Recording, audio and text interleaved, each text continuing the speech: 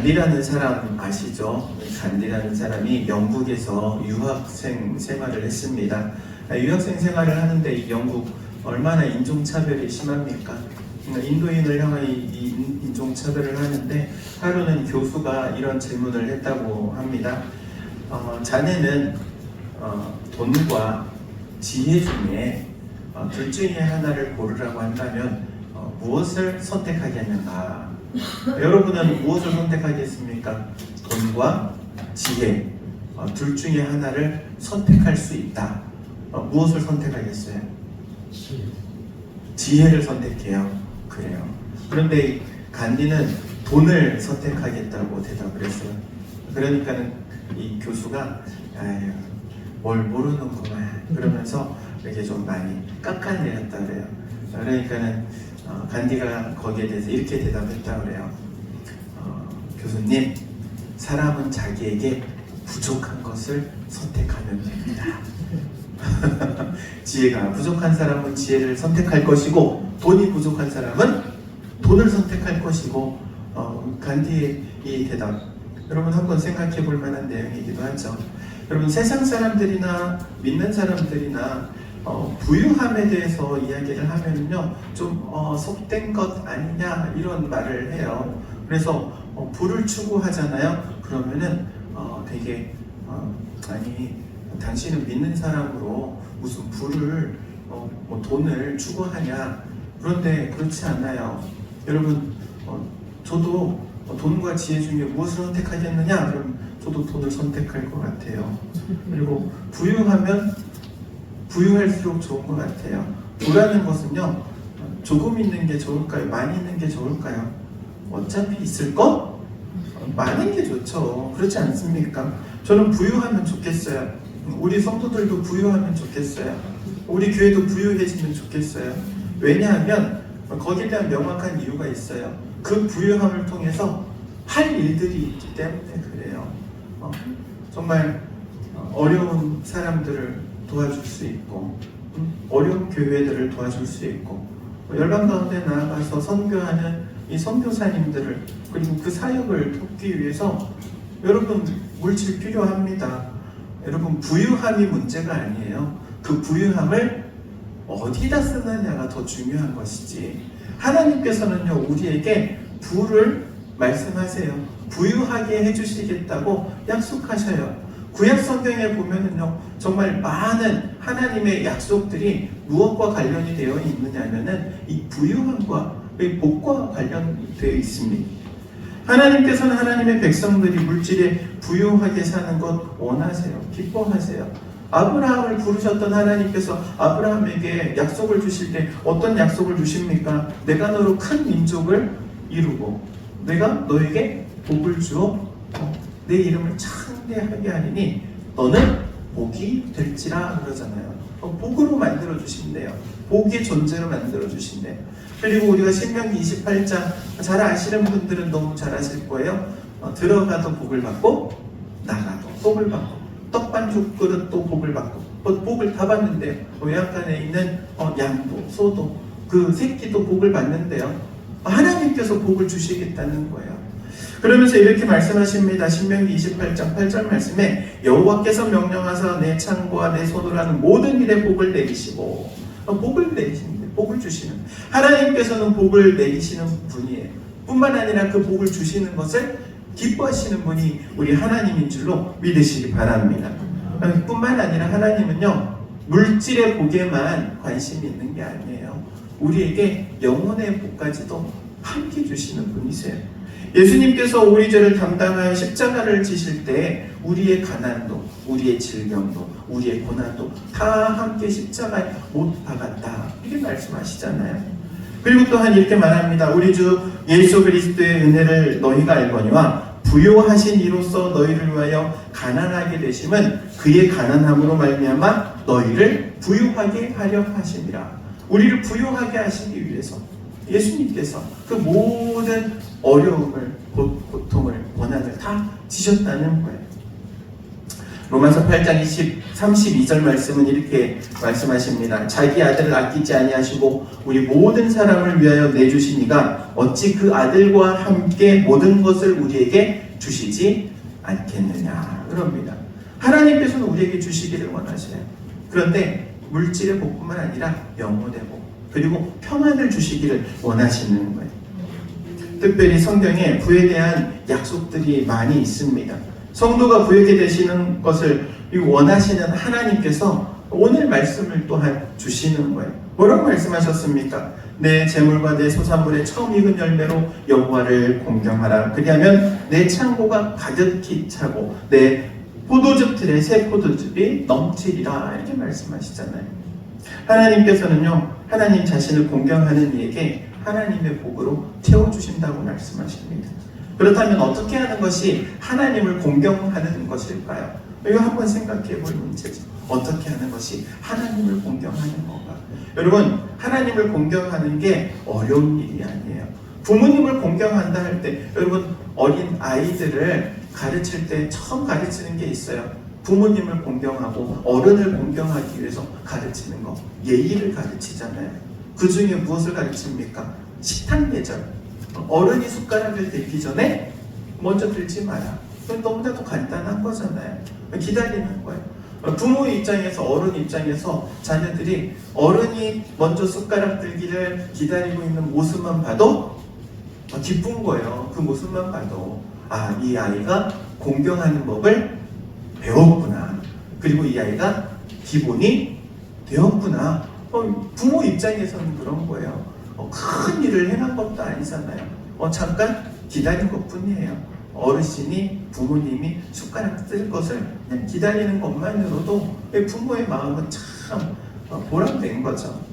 여러분, 마찬가지로 공경하는 법은요, 예의와 같아서 가르쳐야 되고 배워야 하는 거예요. 하나님에 대하여서도 마찬가지예요. 하나님을 공경하는 법을 배워야 하고 가르쳐야 돼요. 오늘 성경은 그런데 이렇게 말씀하십니다. 처음 익은 열매로 여호와를 공경하라. 지금 이것을 가르치고 싶은 거예요. 그러면 처음 익은 열매가 의미하는 것이 과연 무엇일까요? 저는 네 가지를 말씀드리고 싶어요. 이렇게 먼저 이야기를 하는 이유가 있어요. 보통 셋 하면은 다 끝날 줄 아는데 오늘은 넷까지 기다리라는 거예요. 첫 번째 뭐냐면은 처음 익은 열매는 문자 그대로죠. 문자 그대로의 의미를 가지고 있어요. 처음 익은 열매, 처음 얻은 소산물, 소득이라고 말할 수 있어요. 여러분, 첫 소환물 얼마나 귀한 것입니까? 먼 이야기도 아니에요. 100년 전만 해도 이 땅에 살아가던 우리 조상들은요, 삼시세끼 그러지 않았어요. 하루에 2끼 먹었어요. 그리고 보릿고개라고 하잖아요. 춘궁기 때는요, 굶어 죽는 사람들도 있었어요. 그런데 오늘날은 어떻습니까? 일부러 굶으려고 하죠. 살을 빼야겠다고. 다이어트라는 말, 여러분, 다이어트라는 말이 우리 어르신들에게 물어볼게요. 자, 60세 이상이신 분들만 대답하시기 바랍니다. 여러분이 청소년, 청년 시절에 다이어트라는 말 있었어요? 없었어요? 없었죠. 왜? 그때는 살이 쪄야 되는 거야. 살이 쪄야 되는 거야. 못 먹고 살 때라. 일부러 굶는다? 말도 안 되는 소리예요. 여러분, 뿐만 아니라 어떻습니까? 요즘은요, 내가 먹고 싶은 거 먹고 싶을 때 언제든지 먹을 수 있어요. 계절을 떠나요. 예전에는 봄, 여름, 가을, 겨울, 사계절에 딱 봄에는 봄에 나는 과일, 여름에는 여름에 나는 과일 정해져 있어요. 그때만 먹을 수 있어요. 그런데 요즘은요, 값을 지불하기만 하면 언제든지, 물론 비싸서 문제지, 언제든 먹고 싶을 때 먹을 수 있는 세상이 된 거예요. 그런데 그때, 그러니까는 100년 전을 생각을 해야 돼요. 아니, 지금 이 성경이 기록되어 있었던 3000년 전, 4000년 전은 어땠을 것 같아요? 먹을 게 풍족하지 않은 거예요.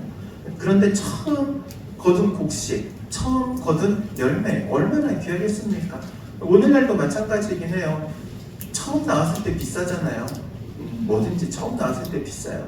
과일이 됐든 곡식이 됐든. 햇것이라고 해가지고 처음 나왔을 때가 가장 비싸고 가장 귀할 때. 근데 그것을 하나님께 드리는 거예요. 가장 비쌀 때, 귀할 때, 귀한 것으로 하나님께 드리는 거예요. 여러분, 여기에서 우리도 효도를 배울 수 있는 거예요. 부모님을 공경할 때 어떻게 공경해야 되느냐? 첫 열매를 가지고 공경하는 거예요. 그러니까는 흔할 때 흔한 것으로 공경하는 게 아니고 없을 때 구하기 어려운 것으로 부모님을 공경하는 거예요. 사랑하는 성도 여러분, 그렇게 공경할 수 있기를 주의 이름으로 축원드립니다. 그리고 두 번째는요, 처음 익은 열매는 영적인 의미로 보았을 때 구원받은 영혼이라고 말할 수 있습니다. 고린도전서 16장 15절 말씀에 사도 바울이 아가야 지방에서 복음을 전해 처음 믿음으로 들어온 사람 이 스데바나를 소개할 때 첫 열매라고 소개해요. 내가 아가야 지방에서 처음 맺은 열매다. 그러니까는 예수 그리스도를 믿어 구원받은 영혼을 가리켜서 첫 열매라고 말하는데, 우리도 마찬가지예요. 우리가 신앙생활을 하면서 우리를 통하여서 맺게 되는 구원의 열매들, 내 입술을 통해 복음이 전해지고 그 전해진 복음을 통해서 예수를 믿는 사람들이 하나하나 열매가 되는 거예요. 여러분에게는 이 열매가 있으십니까? 이 열매를 맺어가고 계십니까? 이 열매를 맺을 수 있기를 주의 이름으로 축원드립니다. 그리고 세 번째는요, 처음 익은 열매는 하나님의 권위를 인정하는 거예요. 하나님의 권위를 인정하는. 구약 성경에 보면 하나님께서 명령하시잖아요. 처음 태어난 모든 것들은 다 누구 거다? 하나님 거다.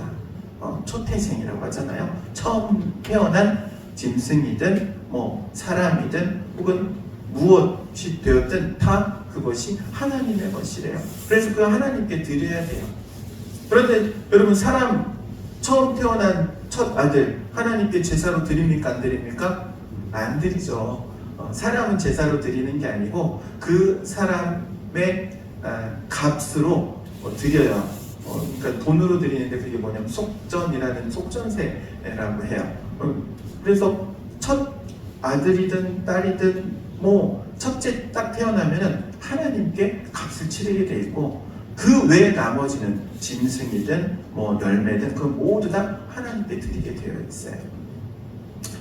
하나님께서 말씀하시기를 첫 것은 다 내 것이니까 나에게 드려라, 이렇게 말씀하시는 그 말씀을 우리가 인정하고 말씀을 지키는 것 자체만으로 하나님께서는 그것을 하나님의 권위를 인정하는 것으로 받으시는 거예요.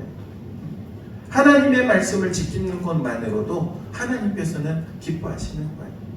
그리고 마지막 네 번째로는요, 처음 익은 열매는 하나님 제일주의를 말해요. 하나님이 먼저라는 거예요. 하나님이 최우선이라는 거예요. 하나님을 먼저 생각하는 것. 여러분, 옛날 우리 노래 중에 이런 노래가 있죠. 앉으나 서나 당신 생각, 이런 노래 있어요. 우리 젊은 청년하고 학생들은 모르지만은 저도 어렸을 때 들은 노래가 앉으나 서나 당신 생각이라는 노래가 있어요. 그런데 우리는 바꿔야 돼요. 어떻게 바꿔요? 앉으나 서나 주님 생각, 앉으나 서나 하나님 생각, 앉으나 서나 말씀 생각. 이게 바로 하나님 제일주의인 거예요. 하나님을 우선 먼저 생각하는 거예요. 신앙생활하는 가운데 있어서 이 하나님을 먼저 생각하는 것은요, 놀라운 하나님의 역사하심을 가져와요.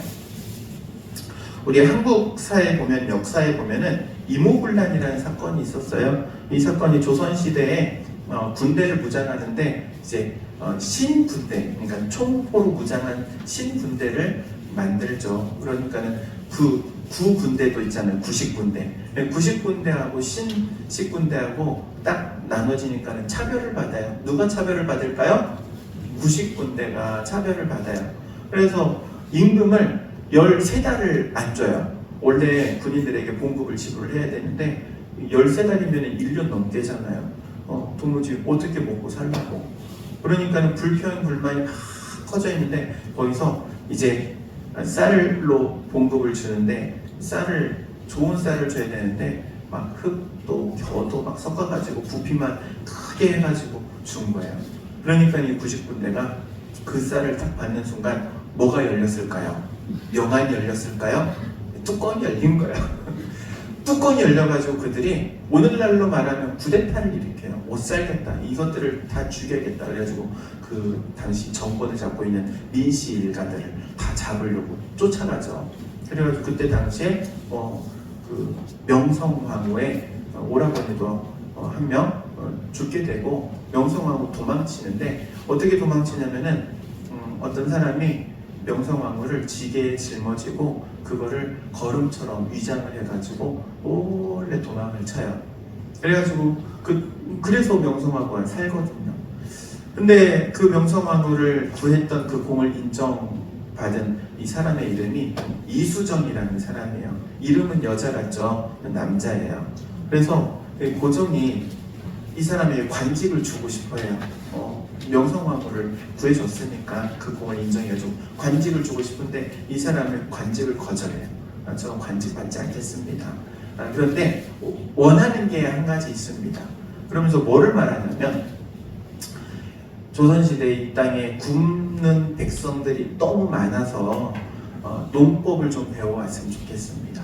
일본에 가가지고 신식 농법을 배울 수 있도록 나를 일본에 좀 보내주세요.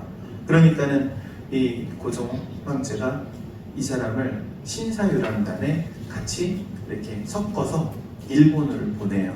그리고 일본에 도착한 그가 이 일본의 농학 박사를 만나고 이 농학 박사에게 농업 신기술을 배우게 돼요.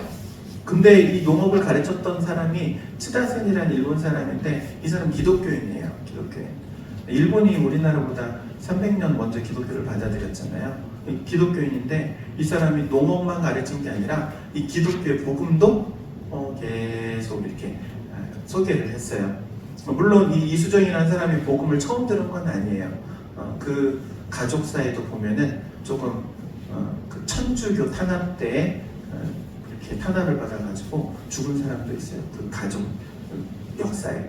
어찌되었든 이 사람이 복음을 안 받아들이려고 했는데 말씀을 들으면서 자연스럽게 복음을 받아들이게 된 거예요.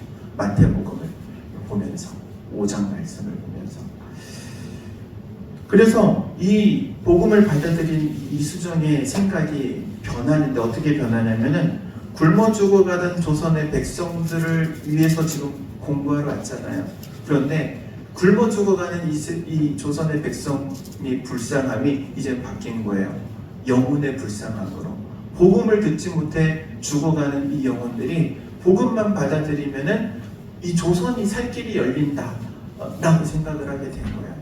그래가지고 이 일본에서 체류를 하면서 두 가지를 해요. 첫 번째는 한글로 이제 성경이 없었는데 번역할 수 있는 번역본에 성경을 써요. 한문 성경을 가져와가지고 한글로 성경을 번역을 해요.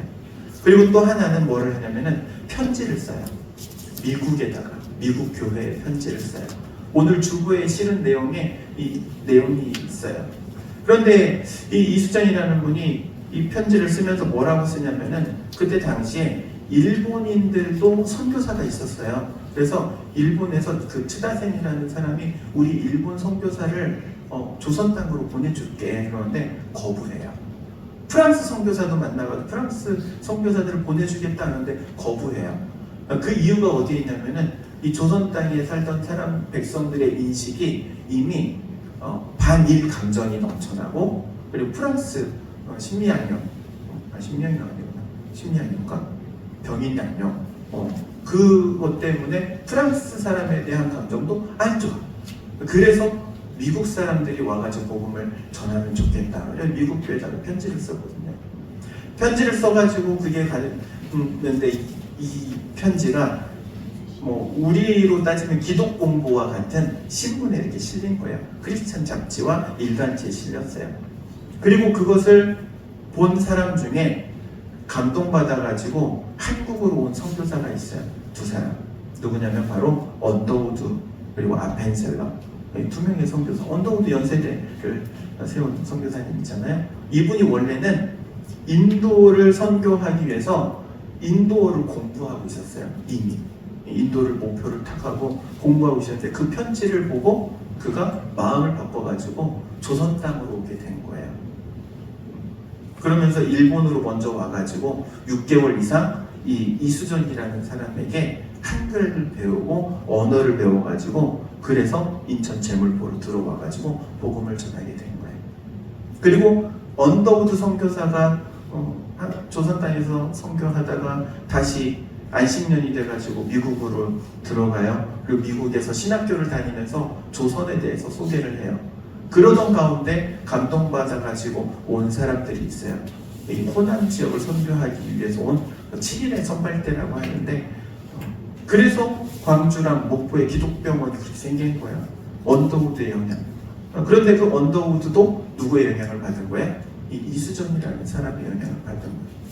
이수정이라는 사람이 자신의 동포를 위해서 생각하던 그 마음이 하나님을 생각하는 마음으로 바뀌면서 이 땅에 복음이 이렇게 들어오게 되고 교회가 세워지고 학교가 세워지고 수많은 고아원들이 세워지고 그렇게 된 거예요. 여러분, 하나님 제일주의로 사는 사람을 통해서 하나님께서 역사하신 줄로 믿습니다. 하나님의 복은 누구에게 임하느냐? 하나님을 먼저 생각하는 그 사람을 통해서. 그때 당시에는 잘 모를 수 있어요.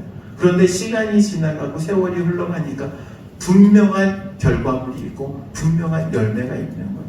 하나님의 복이 그와 같은 거예요. 사랑하는 성도 여러분, 여러분에게 그러한 은혜가 있기를 주의 이름으로 축원드립니다. 첫 열매라는 게 그러한 의미가 있는 거예요. 첫 번째는 말 그대로 첫 소득이라는 첫 열매가 있고요.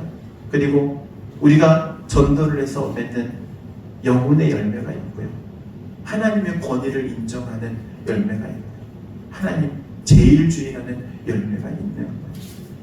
우리를 통하여서 이러한 열매, 풍성한 열매를 맺어 하나님께 영광 올려드리기를 주의 이름으로 축원드립니다. 기도하도록 하겠습니다. 사랑과 은혜가 충만하신 하나님, 은혜를 구합니다. 맥추절, 지금은 농사를 짓는 시대가 아니어서 지금은 월급을 받는 시대이고 사업을 하는 시대이고 세상이 바뀌어서 나의 수입원이 바뀌었지만 그러나 하나님을 향한 마음은 변하지 않도록 저희를 주님의 손으로 붙들어 주옵소서. 시대가 바뀌고 문화가 바뀌었을지라도 하나님을 먼저 생각하는, 그리고 하나님을 공경하고자 하는 이 마음은 더욱더 굳건하여져서 하나님을 공경함에 있어서 제일가는 우리 모두가 되게 하옵소서. 우리가 맺는 열매를 통하여 하나님 영광 받으시기를 원하오며 그리스도이신 예수님의 이름으로 기도하옵나이다. 아멘.